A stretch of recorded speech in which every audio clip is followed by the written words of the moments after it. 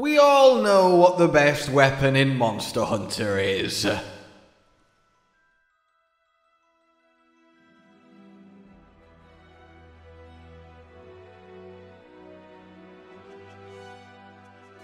See, I bet you're sat there thinking, I don't understand, was there some sort of greatsword related clip supposed to play? Why is it just a black screen for a while? Ha!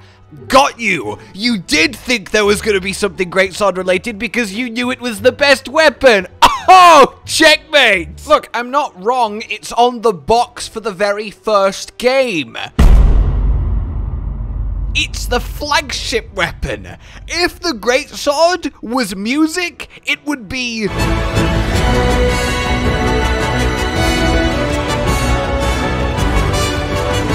But let it not be said that I am not very much into and open to the other 13 weapons. I think bow is phenomenal. I love switch axe. Dual blades are my jam. But 13 non-greatsword weapons. Or, you know, to put it normally, 14 weapons in Monster Hunter. And it wasn't always that way. In Monster Hunter 1, we started with just 7 types of weapon.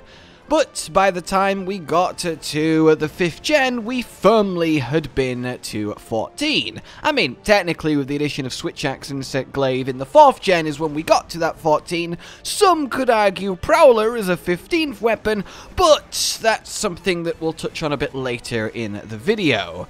The point I'm making is the weapons are certainly not fixed, the roster not set in stone, and with Monster Hunter 6 on the horizon, a defining game for Monster Hunter, and I cannot stress that enough. World was a brand new bold direction, but it was a risk. No one could have guessed how new players exposed to it would react and how us Monster Hunter veterans would take to the vast changes, despite the core still feeling very much what we loved. But it was a smash success, Capcom's greatest ever game, and Monster Hunter 6, no matter what it's called, what form it takes, is spiritually, in essence, Monster Hunter World 2. And that gives it a great weight of expectation, and it gives it a lot of eyes. So, with that kind of mantle to live up to, we are, I imagine, going to get a lot of stuff. New, trying things, gimmicks perhaps, fanciful new flavors of hunting, and above all, one thing I would love to see, and one thing I think is very, very possible, given we have skipped a generation without it happening, which makes sense because, you know, they were swapping to the whole structure of World and Iceborne as the new foundation to build new games on. But they don't have to do that now, so a lot of just core development time is saved, as a lot of the engine and setup of World and Iceborne can just be essentially copy and pasted along. To make it very simple, the actual process is, of course, more complex when it comes to developing sequels, but essentially you get what I mean. So to me, it seems like the perfect both time and opportunity to add a 15th weapon, make it that nice round number. And that's what I want to explore, since it is distinctly possible what would be the best candidate. Now, there is one obvious answer, which is something completely new. Wow! But obviously, I could just throw any kind of weapon at you and then be like, cool, yep, that's it, love that, alright, bye. It's not really that satisfying, though, is it? I love to ground these theory, hopeful hype talks with some actual, you know, solid glue to go on. Although, before we start getting sticky, I really should have thought about that phrasing better, because I just said the glue thing and I thought it made sense to flow on, but here we are. I would choose a spear as my new weapon if it was just a new complete invention, as it's always been weird to me, and I've said this many times, that humanity's, on balance, most prolific hunting invention ever, the simple spear, the advantage it gave, isn't really represented in Monster Hunter. Yes, you might think it would overlap with Insect Glaive, but I don't think so. The fact that you can throw a spear, of course, could be worked into it. I've always loved the idea of throwing it. It sticks into the monster. You could pull it back out and then melee with it or throw it again. But a more grounded, proper, jabby, long-range, spear-esque setup, either a super lightweight, fast lance-esque vibe without the shield, or a more expanded, totally ground faster, insect glaive-esque moveset, that sort of Rage would be really sweet. Anyway, let's not dwell on the completely made up, let's look at what there is to actually pull from, because there does exist weapons in the expanded Monster Hunter universe that you could just one-to-one put in a new Monster Hunter game.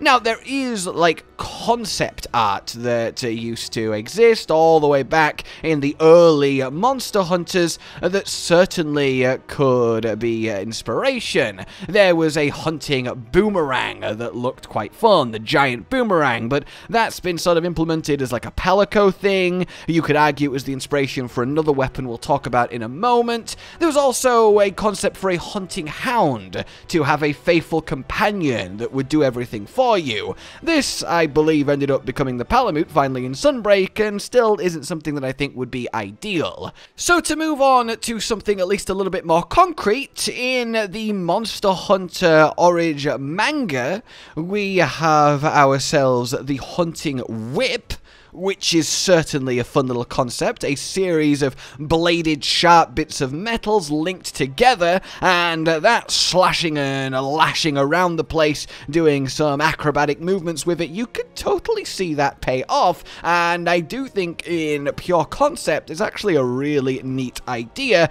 The only question is giving it a good enough moveset. You could definitely have things like, you know, wrapping up a monster, or like restraining it for a little bit, or incorporate that kind of thing, but it's also from, you know, a spin-off manga, so it's not exactly the most likely. No, when we look at most likely, it really comes down to two weapons. The first of which... Magnets! Oh! The Magnet Spike from Frontier. This, out of every Monster Hunter weapon that exists, is the one that I would place in the least surprised if it happens camp. Now, make no mistake, the Magnet Spike, having now extensively played with it in Frontier along with Cotton, you've watched us in the Pro and Noobs, is absurdly, ultra bustedly, brokenly strong to the point it kind of invalidates every other weapon in the game. Now, in the context of Ultra Endgame Frontier, it's kind of balanced because the monsters are also ungodly, brokenly, ridiculously strong. But we don't want to kind of be up there at god tier battling levels in a regular Monster Hunter game because we don't need that MMO treadmill of ever increasing progression.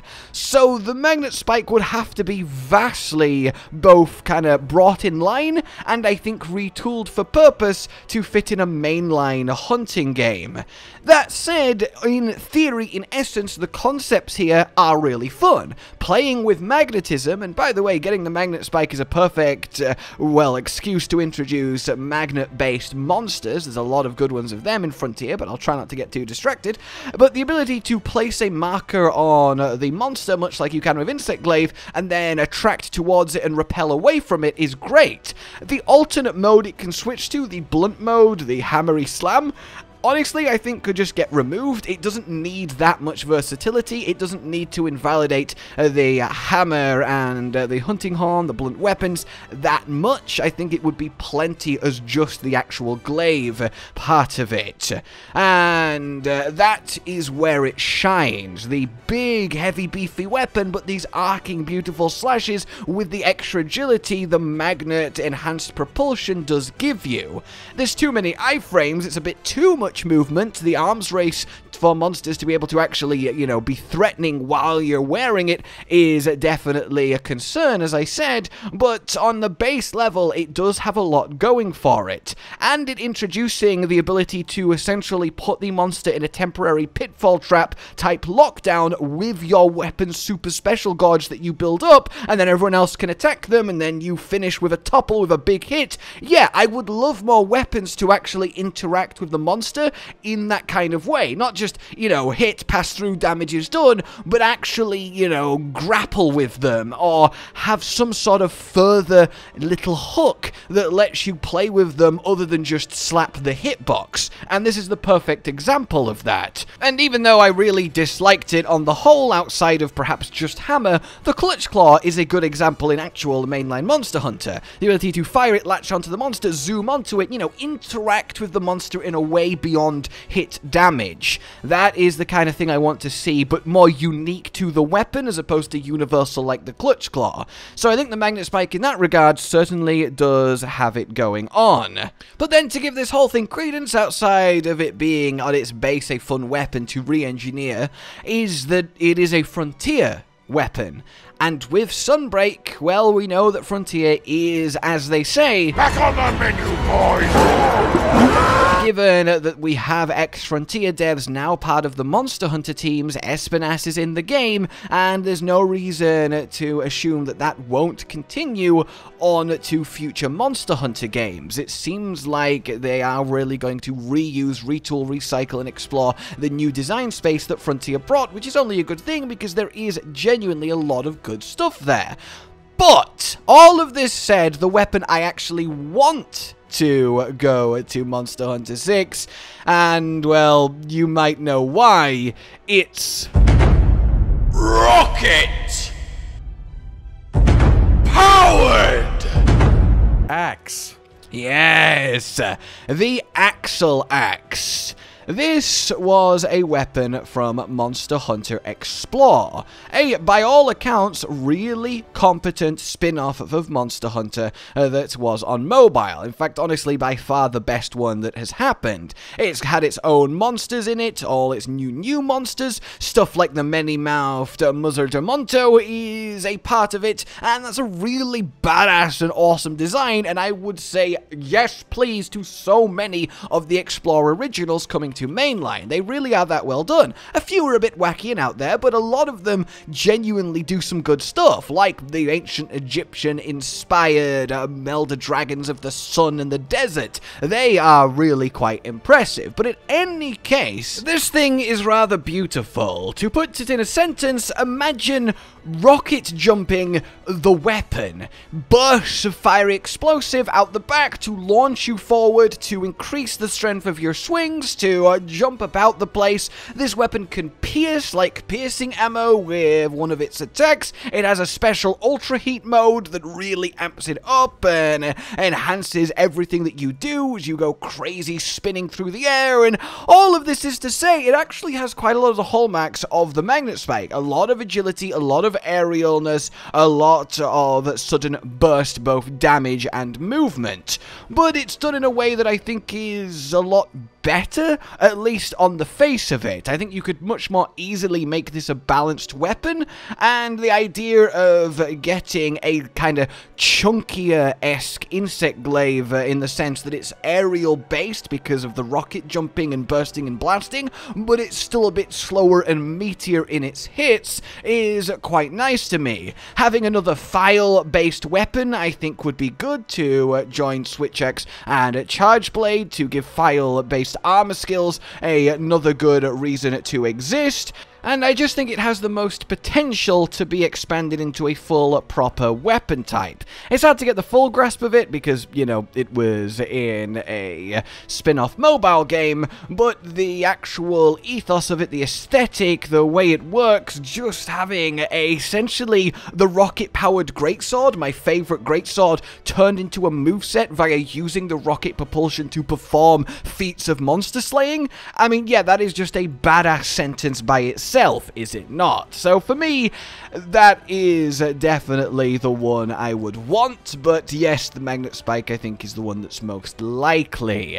In any case then, yes, as I hinted at the beginning, technically Prowler is another option, play as a cat, but I think saying that's a whole weapon is harder to do because it changes, you know, what you're playing as. You're no longer your hunter, and that's suddenly not as appealing for at least most people. Shout out to the few actual Prowler mains out there, you are very good at what you do.